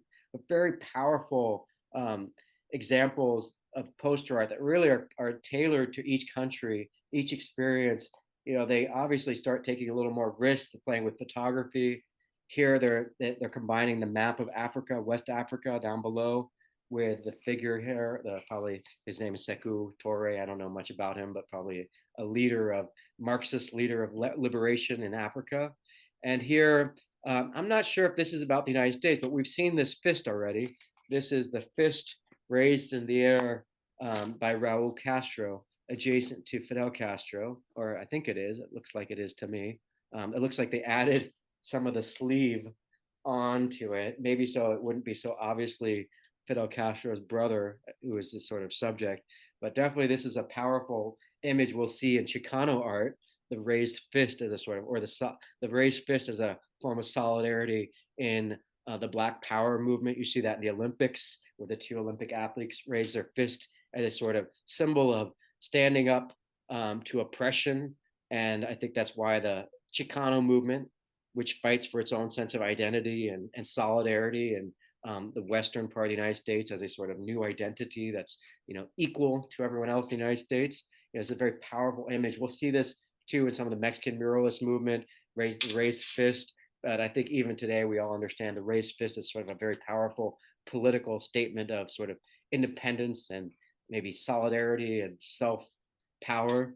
And this poster art infiltrates pop culture to a degree today that the likes of Shepard Fairey, or even the obey symbol about Andre the Giant. I think a lot of it traces back to the Cuban government using this sort of pop art power of graphic design, but instead of using it for commercial purposes, which we all kind of like today, if you go to Taco Bell, or many companies will use this graphic design like Andy Warhol, and it's just invisible to me because it's just commercial.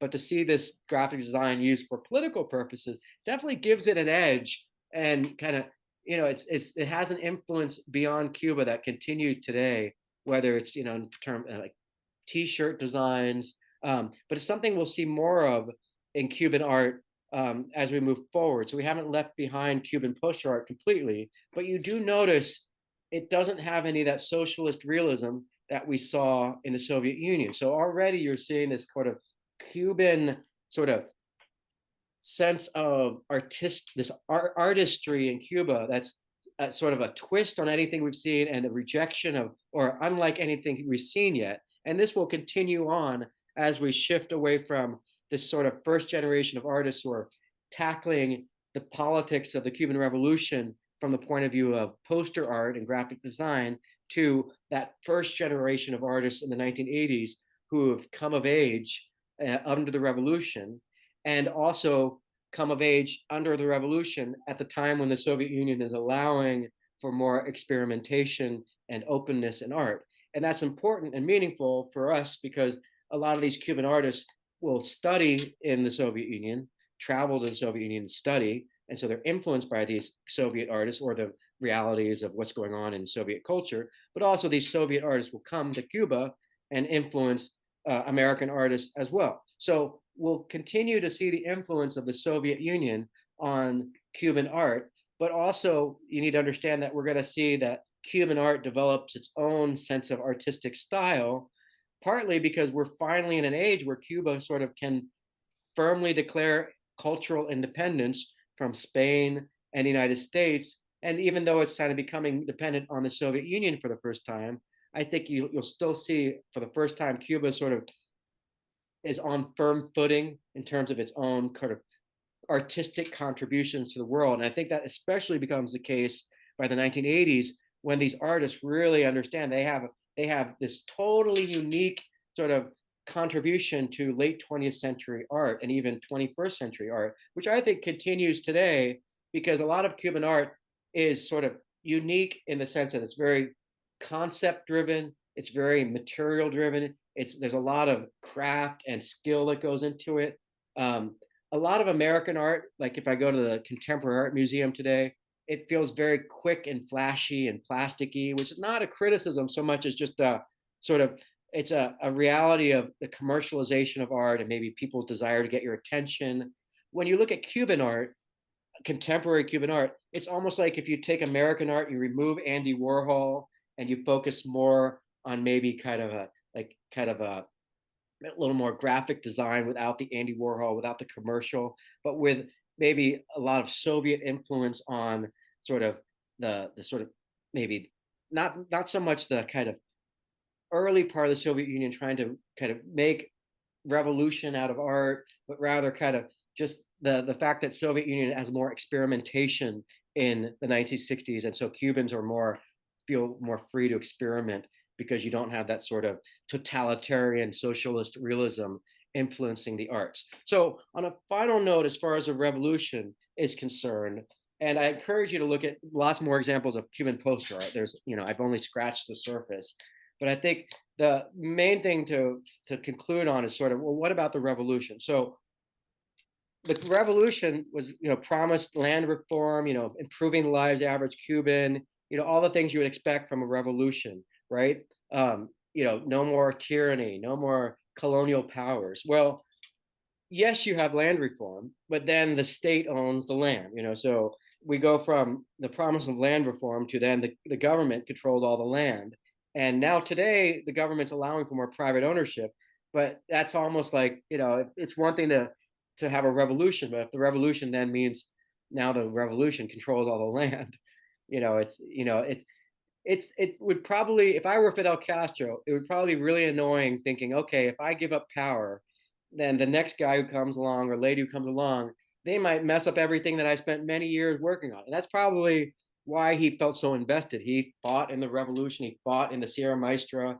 And so he stays in power for the next, 100 decades, it's really another 60 years. But I think that's definitely a strike against him because in the end, you don't live forever and you have to give up power to the next generation. And you can sort of make the revolution permanent, but in the same way, you're also kind of, well, but what about the revolution against that? And that, I think, is what Cuba is dealing with today. Sort of, the revolution has become the new status quo. So as far as the sort of taking an inventory about the successes of the revolution, it remained dependent on sugar. It exports all of its sugar to the Soviet Union in exchange for oil. And so when the Soviet Union collapses in the 1990s, that means no more oil and no more selling sugar to the Soviet Union. So you could say, and I think rightly so, that Fidel Castro should have spent the last 40 years diversifying the Cuban economy. But it's very hard to do that when you become economically isolated by the United States because of the blockade and the Cuban Missile Crisis and just sort of the United States not being happy that they nationalized all the land that we controlled during the revolution. So you've almost got this toxic stalemate with the United States, which continues today because the United States is not going to let Cuba just get away with taking all of our land because that sets a precedent for other countries maybe to get away with it too. So those are some of the factors going into the political stalemate. Still dependent on the USSR. So now we've substituted, United States for the USSR, or Spain for the United States. So sadly, Cuba continues to be dependent on foreign countries, on foreign governments as a sort of lifeline. Now you get clean water and electricity. I think, Cuba's lifespan is much higher than it was before the revolution. People live well into their 70s, even 80s, just like in the United States. And that cannot be denied as a benefit. Basic medicine, basic education. Now, with education, I think probably if you guys went to Cuba and looked at the books they're studying, a lot of it's very much pro-revolution propaganda. And you might want to say, well, that's just like the United States. We have our own maybe more invisible propaganda. But I think it's a big difference between sort of having the federal government, Joe Biden, tell you this is what you must educate your kids on versus PTAs and school boards and more state level input into education, which is what happens here in the United States. So certainly there can be really horrible examples of education here, but I think it's even worse when you've got one centralized kind of party and it's just the political party that's trying to sort of indoctrinate a new generation to support the party, which is not to say that maybe it's still better than having no education, right? To be able to use math and be literate. Certainly that's better than no education. But I'm just trying to give you a very kind of black and a gray picture of Cuba because a lot of the pictures of Cuba are very black or white. It's perfect. It's a utopia. or it's just a total quagmire and a mess. And, more on the sort of cynical side, you could say, well, here the Cuban Revolution has gotten clean water and electricity to everyone, basic medicine and education, but you could say, well, it's just enough so you can keep contributing to society, and then you die, and you can't leave the country. So in the most cynical sense, you could say, well, here you've got all this stuff. Yeah, a lot, having a government, someone pointed out that Chelsea pointed out, having any government control over education, I think should automatically feel a little like, you know, they have an agenda, and the whole point of education is maybe you can choose between all these different possibilities, but you don't want anyone saying you must do this, or this is how you must think. And I think that's always a problem with any totalitarian system, whether it's on the left or the right.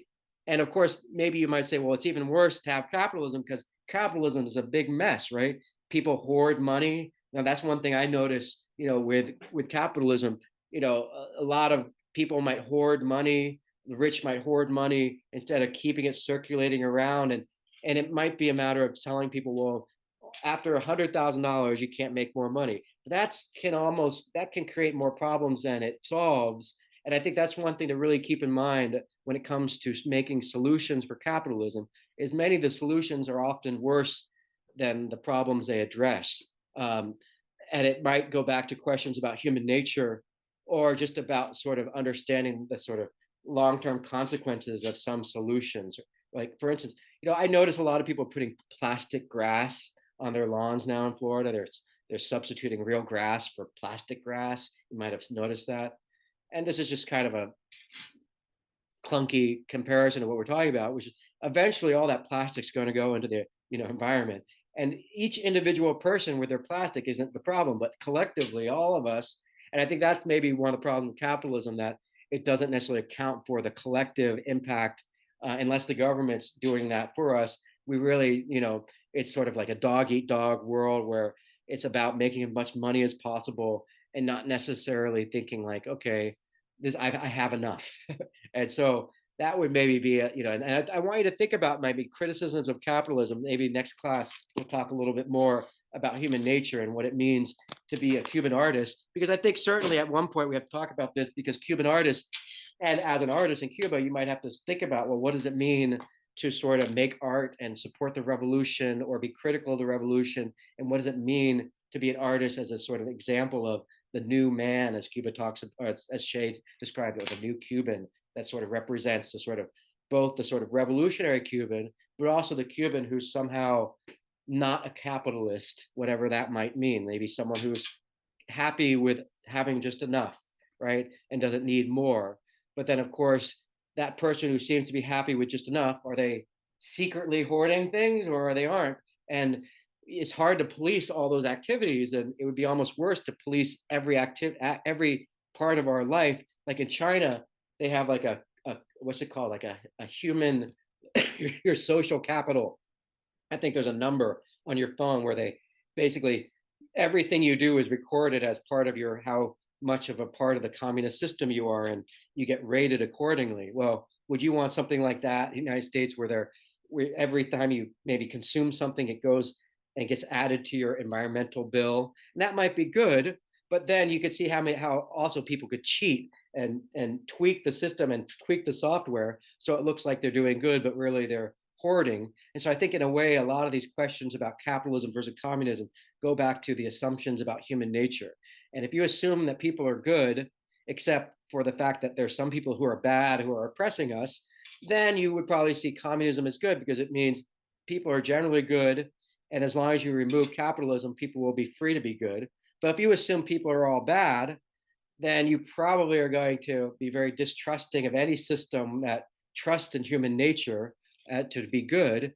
And so you would act accordingly. And I think in between is sort of the real gray area, where you could say people are good or bad, but you don't want to assume we're always going to be good. You probably want to assume people might be bad. And so maybe have a system of checks and balances that makes sure that even if people are bad, then there's something that will be a check and a balance on people's bad predisposition. So it's something to think about, like human nature, how that maybe relates to the art world, and maybe now to think about what is an artist's duty in this context of Cuba, is it an artist's duty to deepen the revolution?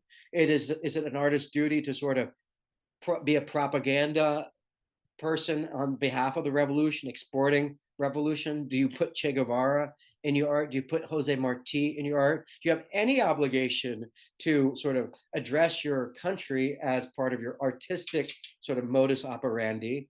Or, do you criticize the revolution? Is that performing your revolutionary obligation? So you can see how it will become very complicated. But one thing I would just remind you is that Cuban art will look very different than anything we see around the world because of all these, the confluence of all these unique factors, the Cold War, sort of the transformation of the arts in the late 20th century, and the fact that you don't have commercialized art in Cuba especially means that the artists are free to sort of pursue kind of other things, maybe social status or sort of innovation or being more revolutionary rather than being the sort of next Basquiat or the next Andy Warhol or the next Banksy. Although that question of sort of the being the next Banksy, I think will become very interesting when we look at Cuban graffiti art.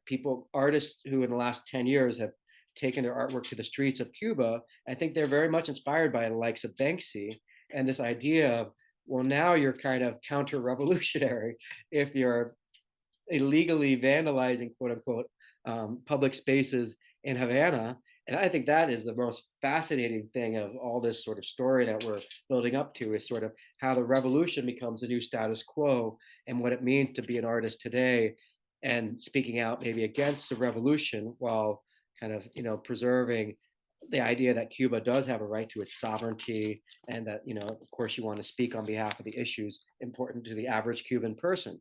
So any questions from anyone? I know we covered a lot and I wish we could have seen more just artwork by itself without kind of having you sort of sift through all that history. But I think it's a very important history, and history is such a major part of Cuban identity, and the artwork in Cuba, that you really have to kind of suffer through a little bit of kind of the politics of the Cold War, and kind of need to understand all that throughout the next phase of Cuban history as we go to Ana Mendieta, who's a Cuban artist living in the United States. You could say she's an American artist with Cuban background who sort of tackles Cuban subject matter and has a very interesting relationship to the art world. And then we'll shift to that first generation of Cuban artists trained by the Cuban Revolution and how their artwork really reflects this whole completely new animal, late 20th century artwork that looks nothing like Andy Warhol, looks nothing like Robert Rauschenberg. But we will revisit Robert Rauschenberg because he actually travels to Cuba in the late 80s on this sort of goodwill mission, in the context of the Cold War. And I actually wrote my master's thesis about his visit to Cuba. So it's a very personally interesting subject matter. And it'll be an interesting chance to you to see how Cuban artists react to sort of the sort of Andy Warhol, like Rauschenberg pop tradition from the 1960s. And so, one thing you guys should think about is, what about the art world today and some of the commercial aspects of the art world, and try to sort of understand, maybe think about how that might affect artists in the United States, the sort of commercial aspect, but also continue to think about what it means to be revolutionary in terms of art. You might have the sort of revolution of someone fighting for maybe something that's very personal and very emotional, but then there's also the sort of revolution of big public statements and history and kind of depersonalized aspects of politics. So I think that's all I have for today. Moving forward, you're going to still see the ends of the Cold War, end of apartheid, the fall of Berlin Wall. We're really going to be getting to the real heart of this class as far as how the revolution translates into meaningful works of art in the 1980s of Cuba, and then the 1990s, which is even different because that's after the fall of the Soviet Union, and then into the 21st century, this sort of post-Cold War, post-Castro era of Cuban art. So I think that's all I have for now. I might show you some more examples of Shepard Fairey's artwork and how he translates some of these graphics into Cuban or into kind of Western or kind of commercial forms. I think you guys know Shepard Fairey. Any questions?